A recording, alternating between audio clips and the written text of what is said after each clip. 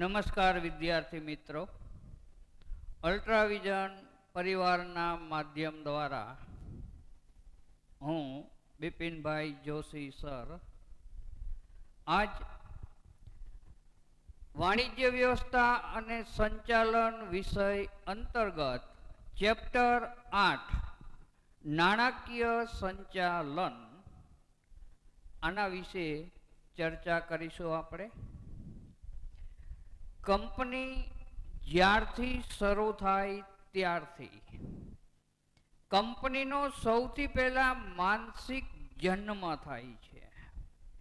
આ જન્મને પ્રવર્તક પોતાના વિચારોને કાર્યાન્વિત કરી અને કંપનીને કૃત્રિમ અસ્તિત્વ અપાવવા માટે પ્રયાસ કરે છે. અહીંયા કંપની પ્રવર્તકનો માનસિક સંતાન ગણાય છે. પ્રવર્તકો એક અથવા એક કરતાં વધારે હોઈ શકે. આ પ્રવર્તકો જુદી જુદી વ્યક્તિઓનો સંપર્ક કરીને એક કંપનીની સ્થાપના કરવા માટે પ્રયાસ કરે છે. એના માટે જમીન પ્રાપ્ત કરે, યંત્રો મેળવે, કાચો માલ પ્રાપ્ત કરે, બાંધકામ કરે. આના માટે લખલૂટ મૂડીની જરૂરિયાત પડે છે.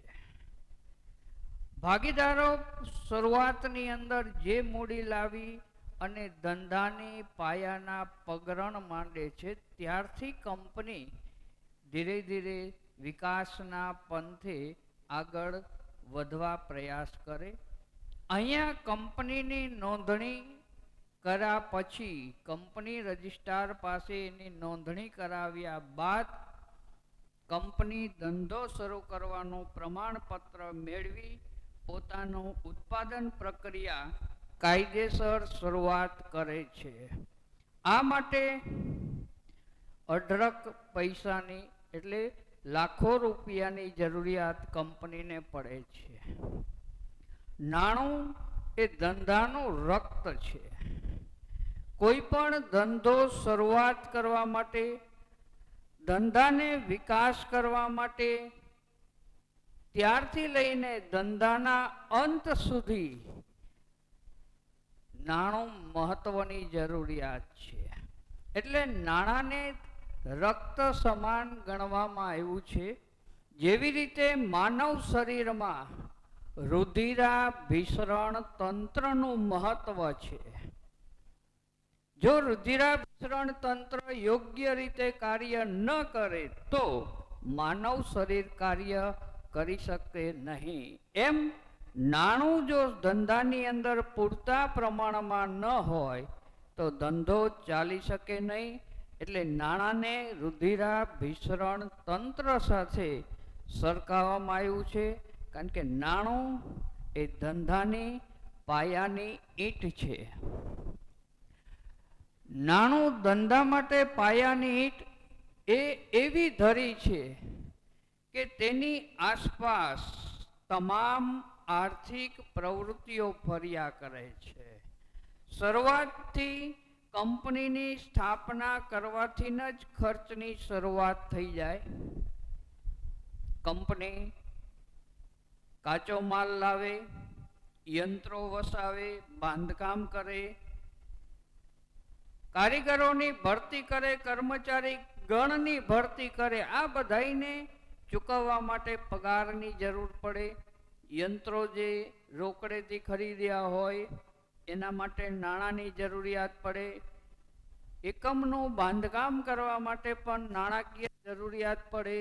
એમ ડગલે ને પગલે કંપનીની અંદર નાણાંની ખૂબ જ જરૂરિયાત પડે. નાણાકીય સંચાલન એટલે જ્યારે નાણાંની જરૂર પડે ત્યારે નાણાં મળી રહે. ક્યારે કયા સમયે કઈ રીતના નાણાંની જરૂર પડશે એનો પહેલેથી જ વિચાર કરવામાં આવે.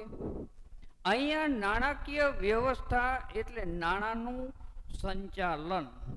જો સંચાલન યોગ્ય રીતે કરેલું હોય તો જ્યારે જ્યારે નાણાંની જરૂરિયાત પડે ત્યારે નાણાં પ્રાપ્તિ સાધનો દ્વારા આપણને સહેલાઈથી નાણાં મળી રહે.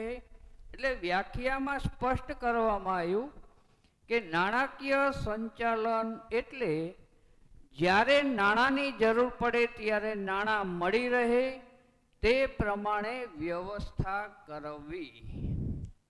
સંચાલક મંડળ પાસે આ સત્તા છે. અહીંયા પોતાની પાસે નાણાકીય સંચાલન રાખવામાં આવે, કારણ કે સંચાલક મંડળનો મેઇન ઉદ્દેશ નફો હોય છે. જો કંપની નફો કરશે તો નફામાંથી હિસ્સો એમને પ્રાપ્ત કરી શકશે. અહીંયા વધુમાં વધુ મહત્તમ નફો થાય એ મહત્વની વસ્તુ એમના માટે હોય. એટલે નાણાકીય સંચાલનની અંદર શરૂઆતથી અંત સુધી ધ્યાન કેન્દ્રિત નાણાં ઉપર જ હોય. જ્યાં જ્યાં કંપનીને જરૂર પડે ત્યાં આસાનીથી નાણાકીય પ્રાપ્તિ સ્થાનોમાંથી સરળતાથી નાણાં મળી રહે એનું સંચાલન કરવાનું કામ, વ્યવસ્થા ગોઠવવાનું કામ એટલે નાણાકીય સંચાલન. બીજી વ્યાખ્યા, નાણાકીય બાબતો અંગે નિર્ણયો લેવા, તેનો અમલ સરળ બનાવવા જરૂરી પગલાં લેવા, તેની આલોચના કરવી.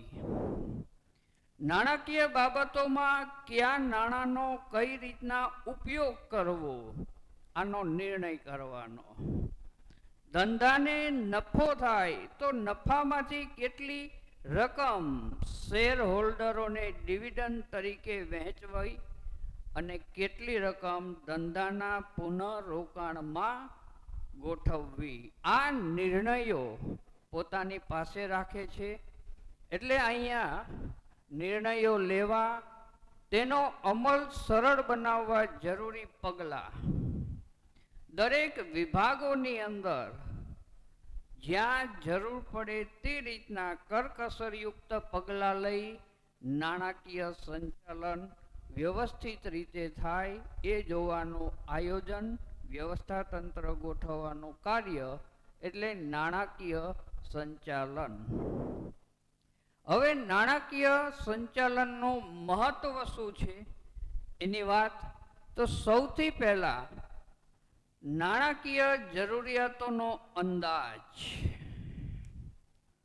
કંપની સ્વરૂપની અંદર કેટલા પ્રમાણમાં નાણાંની જરૂરિયાત પડશે આનો એક અંદાજ કાઢવામાં આવે છે. અંદાજ પ્રમાણે નાણાકીય વ્યવસ્થા ગોઠવવાનું માળખું તૈયાર કરવામાં આવે. આ જરૂરિયાત લાંબા ગાળાની પણ હોઈ શકે, ટૂંકા ગાળાની પણ હોઈ શકે. બંને સમયગાળો ધ્યાનમાં રાખીને જે પ્રમાણે જરૂરિયાત હોય એ પ્રમાણે અંદાજ પ્રાપ્ત કરવામાં આવશે. બીજો મુદ્દો, નાણાં પ્રાપ્તિ.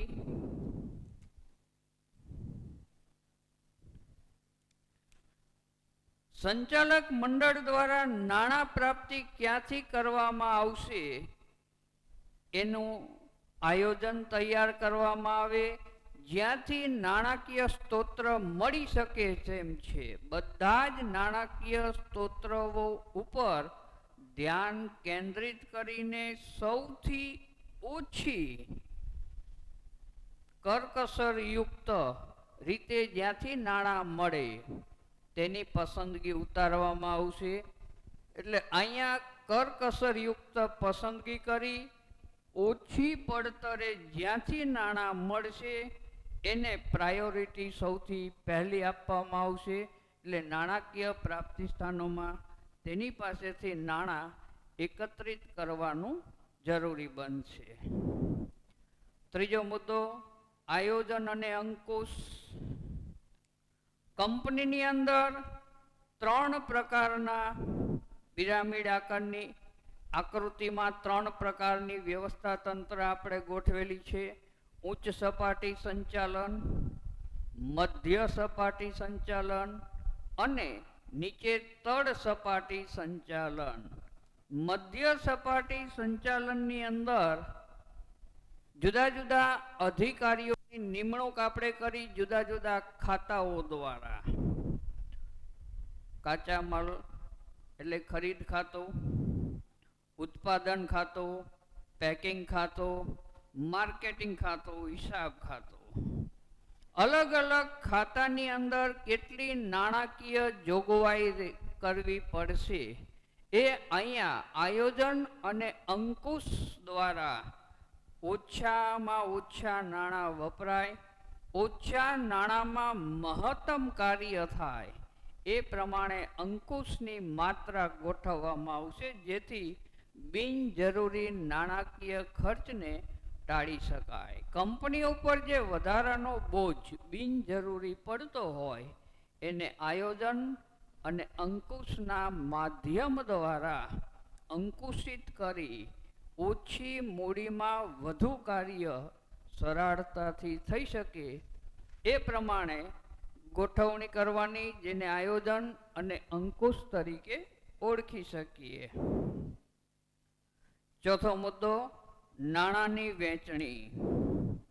જુદા જુદા વિભાગો દ્વારા કયા વિભાગને કેટલા નાણાંની જરૂરિયાત પડશે એ અંદાજપત્ર મેળવી અંદાજિત રકમ એમને ચૂકવવી પડે. સમયસર ચૂકવણી કરવામાં આવે, સમયસર એમને નાણાં આપવામાં આવે તો કોઈ પણ વિભાગ પોતાના કાર્યો આસાનીથી કરી શકે. દાખલા તરીકે ખરીદ ખાતું. ખરીદ ખાતાને સમગ્ર એકમની ખરીદી કરવાની હોવાથી એકમમાં જે વસ્તુની જ્યાં જરૂર હોય એની ખરીદી કરવાની જવાબદારી સોંપાયેલી હોવાથી વધારે મૂડીની જરૂરિયાત પડશે. તો અહીંયા એ પ્રમાણે મૂડી એને ફાળવવામાં આવે તો એ એડવાન્સની અંદર કાચો માલ ખરીદી શકે, કંપનીનું ઉત્પાદન અટકશે નહીં, ક્યાંય પણ તકલીફ ઉત્પન્ન નહીં થાય, કાચા માલના હિસાબે ઉત્પાદન પ્રક્રિયા ઊભી રહી જાય એવું નહીં બને. એમ પેકિંગ વિભાગને પણ પેકિંગની અંદર જે કંઈ ખર્ચની જરૂરિયાત હોય એ ખર્ચ આપણે આપી દઈએ. એમ માર્કેટિંગની અંદર જ્યાં જાહેરાતો પાછળ લખલૂટ ખર્ચ કરવાનો હોય, ટીવીના માધ્યમ દ્વારા, વર્તમાનપત્રો દ્વારા, ચોપાનિયાઓ દ્વારા, જુદા જુદા ઔદ્યોગિક મેળાવડાની અંદર જ્યાં જરૂર પડે ત્યાં જાહેરાતનો ખર્ચ કરવો હોય તો આ ખર્ચને આપણે પહોંચવા માટે અગાઉથી આયોજન કર્યું હોય તો કોઈ પણ જાતની નાણાકીય વ્યવસ્થામાં તકલીફ નહીં પડે. દરેક વિભાગોને જરૂરિયાત મુજબ યોગ્ય નાણાંની પ્રાપ્તિ થઈ શકે એ મહત્વની વસ્તુ છે. પાંચમો મુદ્દો, તરલતાની જાળવણી. રોકડ પ્રવાહ પત્રક અને રોકડ અંદાજપત્ર તૈયાર કરી તરલતાની જાળવણી કરવામાં આવે છે, જેથી યોગ્ય સમયે યોગ્ય નાણાં પ્રાપ્તિ આપણે કરી શકીએ. નાણાં કેટલા પ્રમાણમાં હાથ ઉપર રહેશે એનો ખ્યાલ આના દ્વારા મળી શકે છે. છઠ્ઠો મુદ્દો, આવકની વહેંચણી. વર્ષ દરમિયાન કંપનીને જે નફારૂપી આવક પ્રાપ્ત થશે, કંપનીનો મેઇન ઉદ્દેશ છે હેતુ નફો પ્રાપ્ત કરવો. માલિકોનું પૂરેપૂરું ધ્યાન નફા ઉપર કેન્દ્રિત થયેલું હોય છે. હવે જે કંપની એક વાસ્તવિક નફો કરેલો છે, તમામ ખર્ચને બાદ કરતા જે ચોખ્ખો નફો મળે છે એ નફામાંથી કેટલો ભાગ શેર હોલ્ડરોને ડિવિડન્ડ સ્વરૂપે ચૂકવવો, આ નિર્ણય અહીં કરવામાં આવે છે. એ પ્રમાણે દરેક શેર હોલ્ડરને ડિવિડન્ડ તરીકે રકમ આપણે ચેક દ્વારા આપી શકીએ છીએ. અમુક રકમ ધંધાના પુનઃરોકાણની અંદર ગોઠવવામાં આવે જેથી ધંધો વિકાસ પામે, વધારે મૂડીની જરૂરિયાત બહારથી લાવવાની નહીં પડે, કારણ કે આપણા પોતાના નફામાંથી આપણે ધંધાની અંદર મૂડી રોકેલી છે. સાતમો મુદ્દો, ચાલુ મિલકતોનું સંચાલન. ચાલુ મિલકતની અંદર જે વસ્તુનો સમાવેશ થાય છે એની વાત દેવાદારો, રોકડ, માલ સામગ્રી, વેચાણ પાત્ર જામીનગીરીઓ, બેંક શિલક વગેરેનો સમાવેશ થાય છે. આ દરેક બાબત ઉપર ધ્યાન રાખવાથી આસાનીથી આપણે નાણાકીય સંચાલન કરી શકીએ છીએ. આઠમો મુદ્દો, નાણાકીય નિર્ણયો. તો સૌથી પહેલા મૂડી બજેટ. મૂડીની અંદર આવક ક્યાંથી પ્રાપ્ત થશે એનો અંદાજ, જાવક એટલે ખર્ચનો અંદાજ મૂડી બજેટ તૈયાર કરીને આપણે કાઢેલો હોય તો વર્ષ દરમિયાન કોઈ તકલીફ આપણને પડતી નથી. આ બજેટ એટલે અંદાજપત્ર મહત્વની વસ્તુ છે, કારણ કે આમાં એડવાન્સ, આવક અને જાવકનું સરવૈયું તૈયાર કરવાથી કોઈ પણ કંપની આસાનીથી પોતાનું નાણાકીય સંચાલન કરી શકે છે. ડિવિડન્ડ નીતિ. પોતાના શેર હોલ્ડરોને કેટલું ડિવિડન્ડ આપવું. નફામાંથી અમુક ભાગ ડિવિડન્ડ તરીકે જે વેચવાનો છે એની નીતિ નક્કી કરવાનું કામ સંચાલક મંડળ દ્વારા થાય.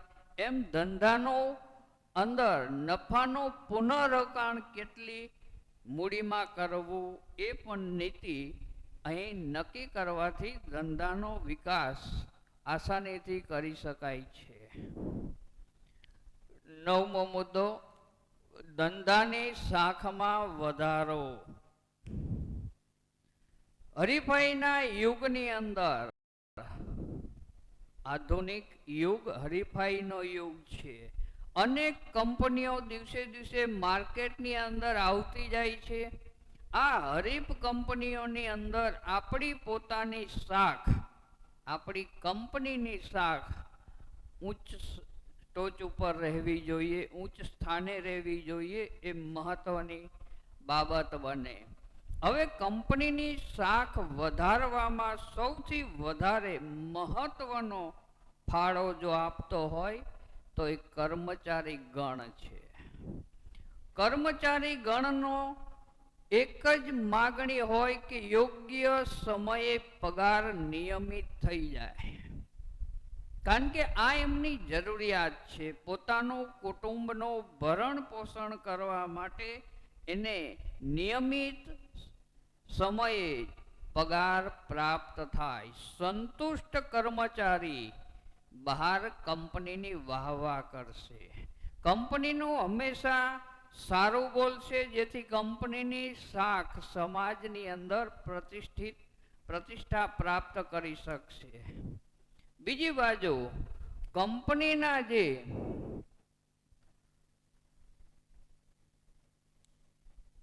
લેણદારો છે, આ લેણદારોને આપણે જે સમયે નાણાં ચૂકવવાના છે એ સમયે નાણાં ચૂકવી આપશું તો લેણદારો પાસે કંપનીની છાપ સારી પડશે, શાખમાં વધારો થશે. જ્યારે જ્યારે કંપનીને જરૂરિયાત પડશે ત્યારે નાણાકીય સહાય સમાજમાંથી પ્રાપ્ત થશે. ધીરધાર કરનારો વર્ગ, પછી એ સંગઠિત હોય કે અસંગઠિત હોય, જે વર્ગ પાસેથી આપણે સહેલાઈથી કરકસર રીતે ઓછી પડતરે નાણાં મેળવવા હશે તો આસાનીથી મેળવી શકશું, કારણ કે આપણે ચૂકવણી નિયમિત સ્વરૂપે કરેલી હોવાથી એક સારી છાપ તેમના મગજ ઉપર પડશે. પરિણામે ભવિષ્યની અંદર જ્યારે જ્યારે કંપનીને નાણાકીય સ્ત્રોતની જરૂર પડે તો આ લોકો આપણી પડખે ઊભા રહે, એટલે કંપનીની શાખ મહત્વની વસ્તુ છે. સમાજની અંદર સારી છાપ, સારી શાખમાં વધારો ઉત્તરોત્તર થવો જોઈએ. હવે નવો પોઈન્ટ, કાર્યશીલ મૂડી. કાર્યશીલ મૂડી કોને કહેવાય, શા માટે જરૂરિયાત છે, એની ચર્ચા. તો ધંધાની અંદર રોજબરોજના ખર્ચા ચૂકવવા માટે જે મૂડીની જરૂરિયાત છે એને કાર્યશીલ મૂડી તરીકે ઓળખવામાં આવશે. ધંધાની અંદર રોજબરોજના અનેક પ્રકારના ખર્ચ કંપનીએ કરવા પડતા હોય, આ ખર્ચને ચૂકવવા માટે જે મૂડી તૈયાર રાખવી પડે એને કાર્યશીલ મૂડી તરીકે ઓળખી શકીએ. ધંધાની ચાલુ મિલકતો જેવી કે કાચો માલ, દરેક ઉત્પાદન પ્રક્રિયાની અંદર મુખ્ય બાબત છે કાચો માલ. જ્યાં જરૂર પડે ત્યાં એડવાન્સમાં કાચો માલ આપણે ખરીદી એનો સ્ટોક રાખવો પડશે, જેથી ભવિષ્યની અંદર ઉત્પાદન પ્રક્રિયા કાચા માલના કારણે અટકી ન પડે. અમુક કાચો માલ એવો છે કે જે ઉત્પાદિત પ્રક્રિયા સાથે સંકળાયેલો હોય. દાખલા તરીકે કપાસ. કાપડનું ઉત્પાદન કરતી કંપનીને ખેતરમાં જ્યારે કપાસનું ઉત્પાદન થાય ત્યારે જ આ પુરવઠો પ્રાપ્ત થશે, પછી એને તકલીફ પડે. પરિણામે જ્યારે માર્કેટની અંદર કપાસનો પાક વેચવા માટે આવે ત્યારે કંપની આનો ખરીદી કરી અને સ્ટોક રાખી મૂકશે.